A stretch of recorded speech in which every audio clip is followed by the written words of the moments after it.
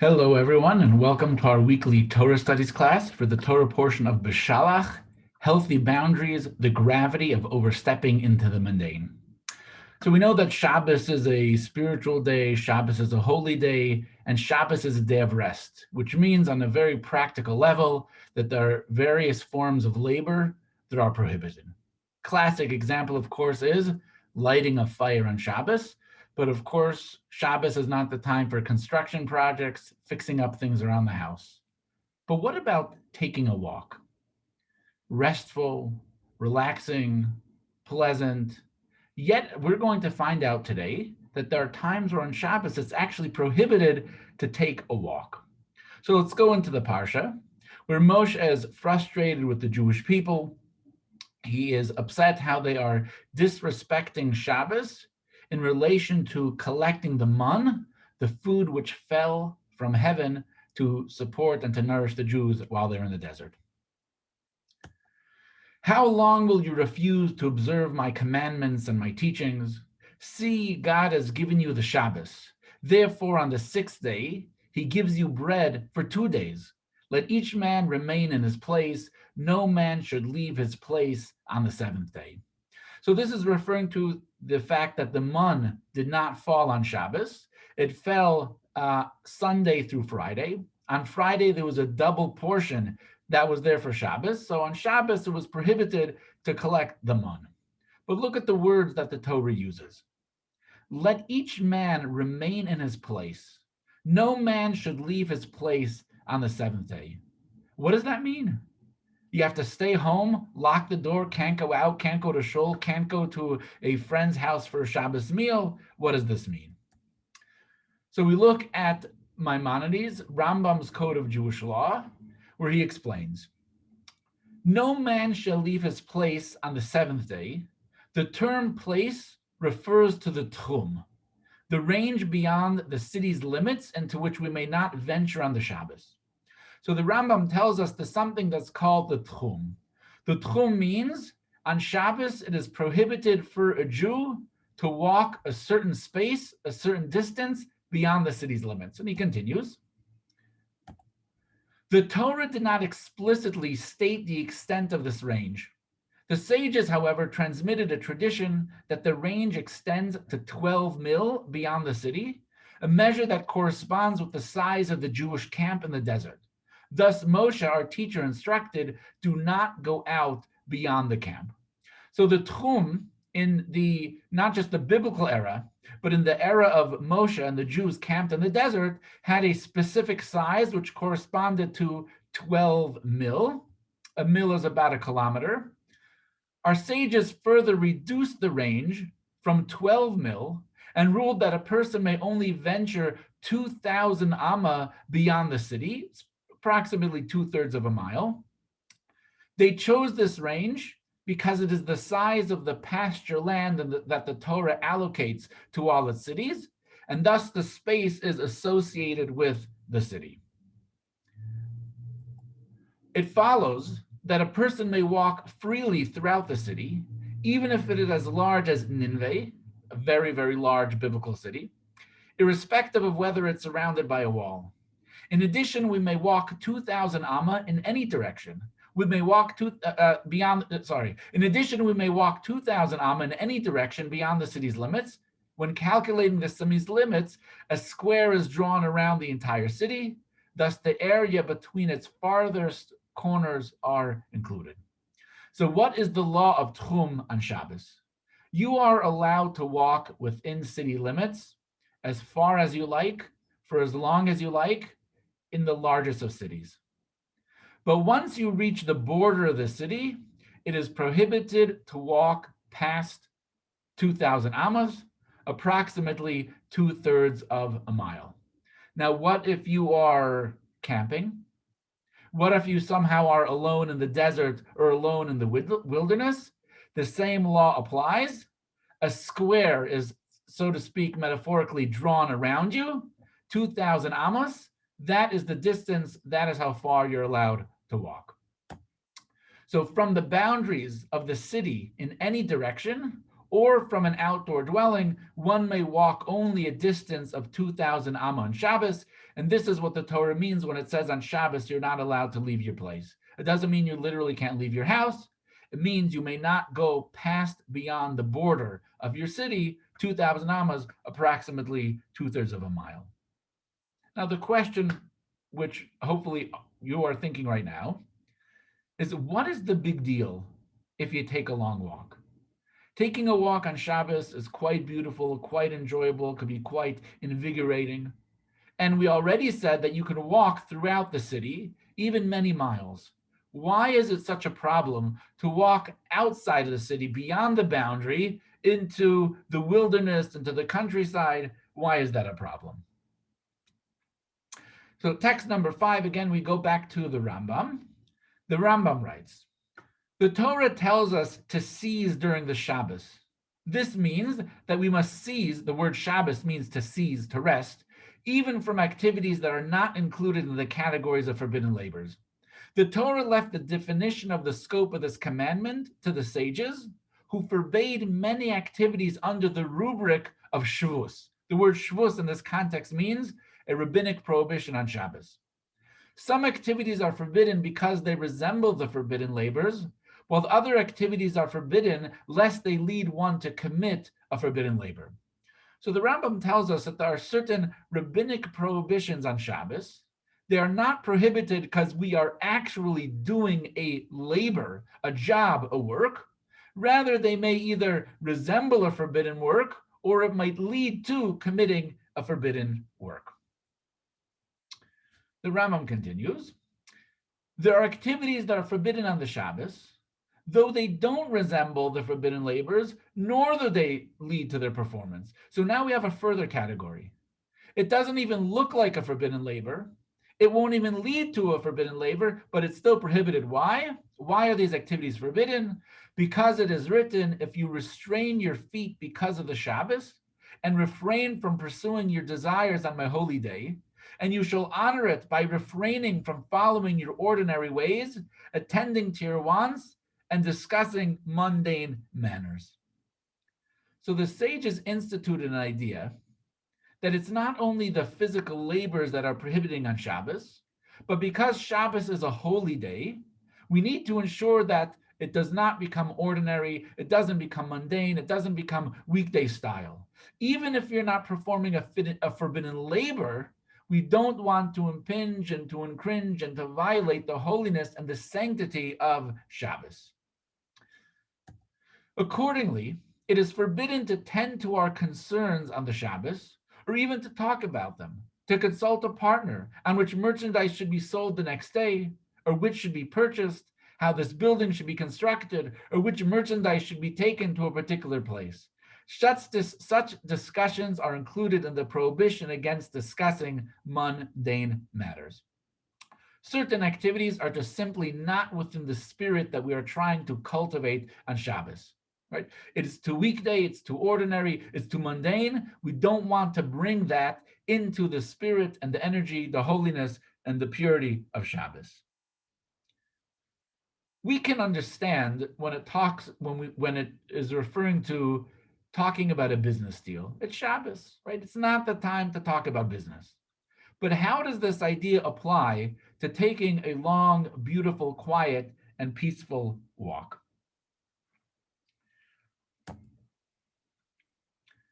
Text number 7 from Rabbi Yechiel Michal Halevi Epstein. This is the famed Aruch HaShulchan, commentary to the Code of Jewish Law.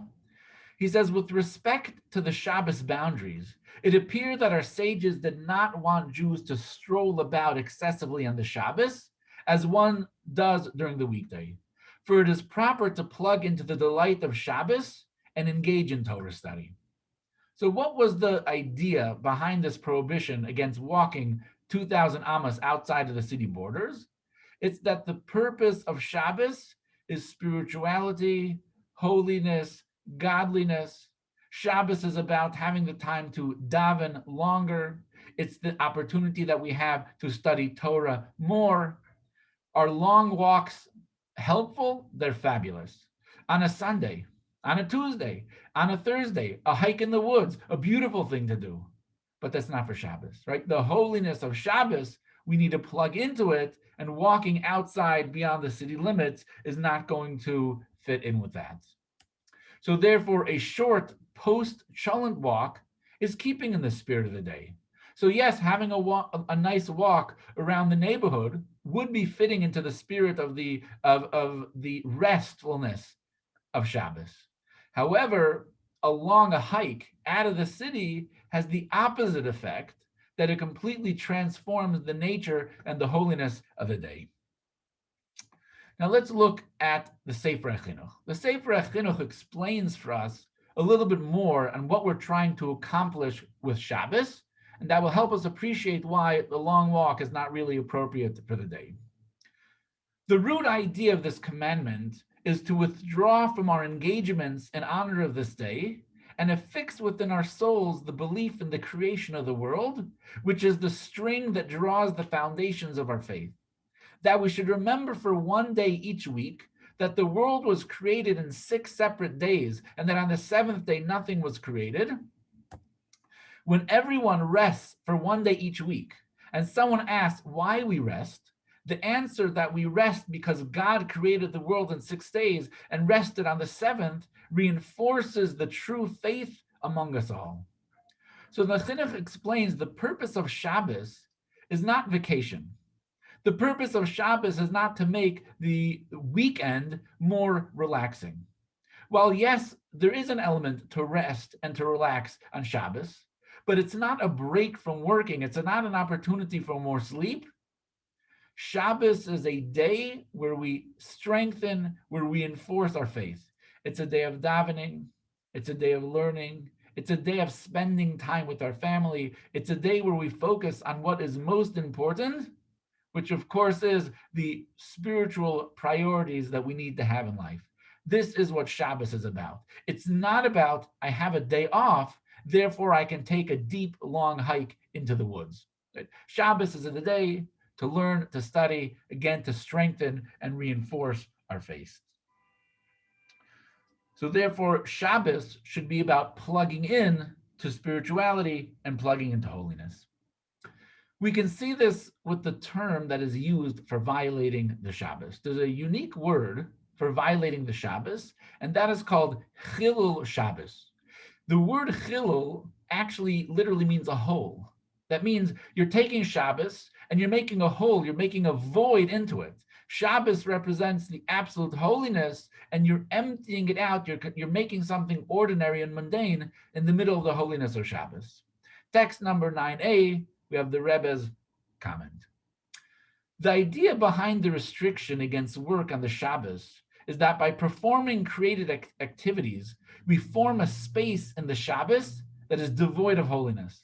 That is to say, our activity introduces something inappropriate, something impure into the Shabbos.